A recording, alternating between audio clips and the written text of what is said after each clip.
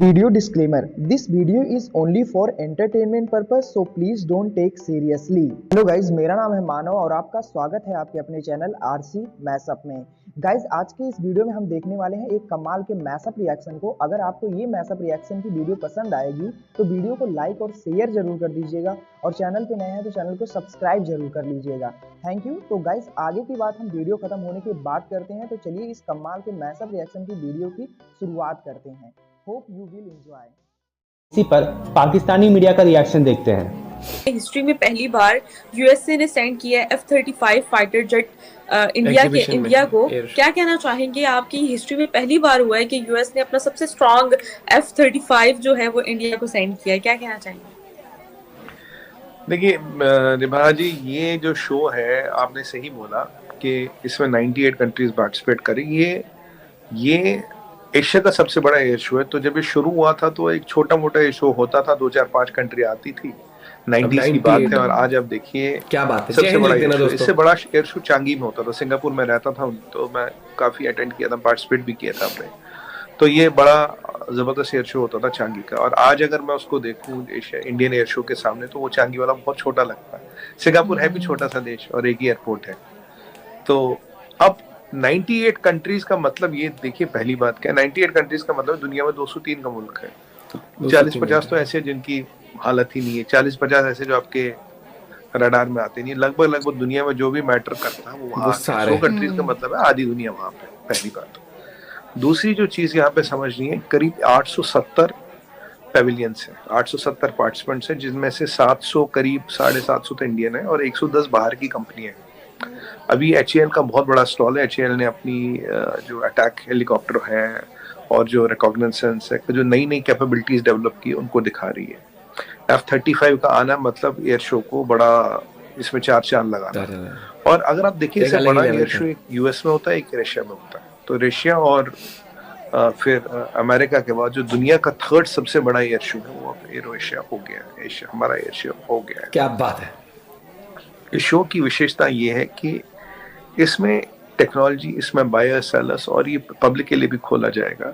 और air show में आपका सबसे इम्पोर्टेंट क्या होता है, आपको अपने एसेट्स मूव कराने होते हैं। देखिए, आप ऐसा डमी तो ला नहीं सकते, गत्ते का जहाज तो ला नहीं सकते। जहाज लाना, उनकी कतर दिखाना, उनकी मैनेवरेबिलिटी दिखाना, इससे एक एविएशन इंडस्ट्री को बहुत बड़ा बूस्ट मिलेगा। मैंने आपके शो पे पहले भी बताया था, we are now becoming the MRO hub. Pakistan के रिलेशन अगर इंटरनेशनल लेवल पे बात करें दूसरे कंट्रीज के साथ, और साथ ही इंडिया के रिलेशंस की बात करें दूसरे कंट्रीज के साथ, तो अभी यहाँ पर पाकिस्तान में अमन एक्सरसाइज नेवी करवा रही है, जिसमें इनवाइट किया गया था 108 कंट्रीज को इनवाइट किया गया था।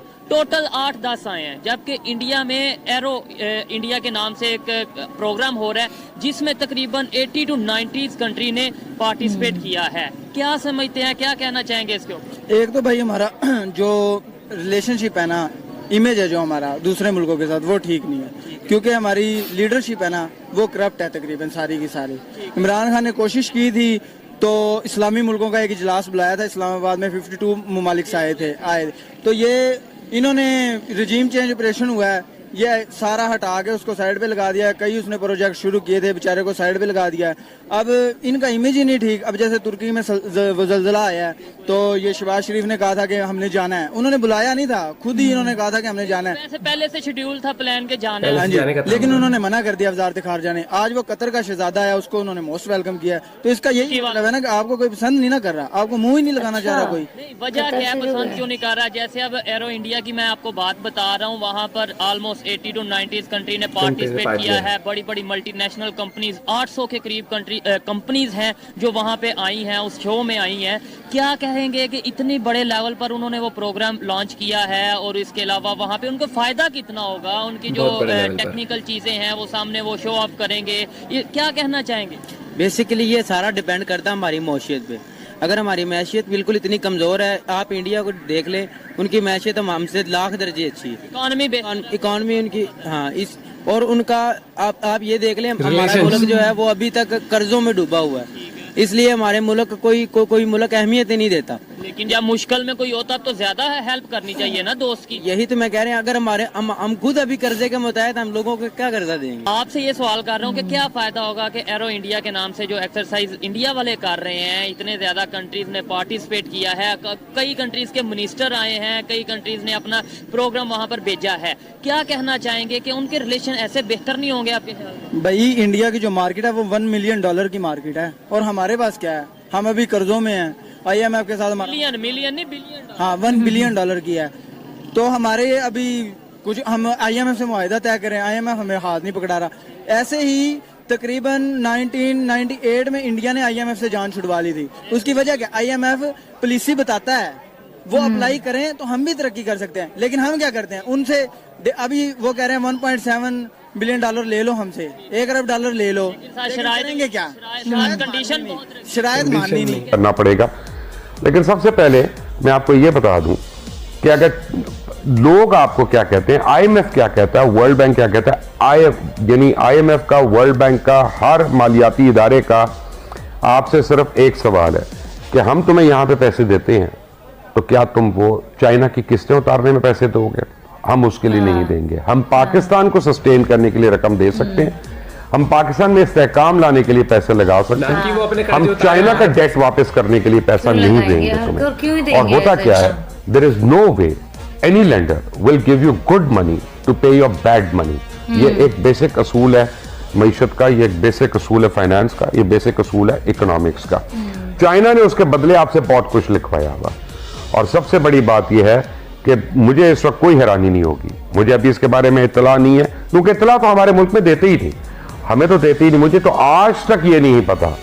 मैं ये समझता हूं कि पाकिस्तान में अगर कोई वेल इन्फॉर्म्ड लोग हैं 200-250 के करीब, तो शायद उनमें मेरा शुमार होता हो, शायद उनमें कामरान खान का शुमार आता हो, काशिफ अब्बासी का होता हो, इमरान रियाज का होता हो, किसी का भी, इन सारे एंकर्स का होता हो।